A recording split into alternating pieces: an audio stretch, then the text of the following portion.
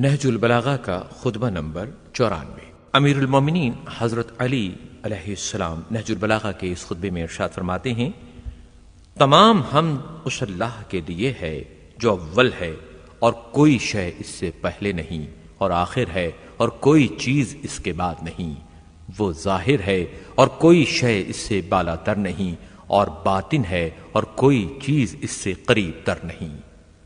اسی خطبے کے ذیل میں رسول اکرم حضرت محمد مصطفیٰ صلی اللہ علیہ وآلہ وسلم کا ذکر اس طرح حضرت علی نے فرمایا ہے۔ آپ فرماتے ہیں، بزرگی اور شرافت کے معدنوں اور پاکیزگی کی جگہوں میں حضرت رسول مقبول صلی اللہ علیہ وآلہ وسلم کا مقام بہترین مقام ہے۔ ان کی طرف نیک لوگوں کے دل جھکا دیے گئے ہیں اور نگاہوں کے رخ موڑ دیے گئے ہیں۔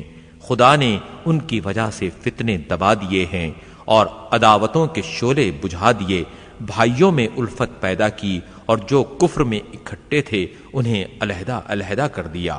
اسلام کی پستی و ذلت کو عزت بخشی اور کفر کی ذلت و بلندی کو ذلیل کیا۔ ان کا کلام شریعت کا بیان اور سکوت احکام کی زبان تھی۔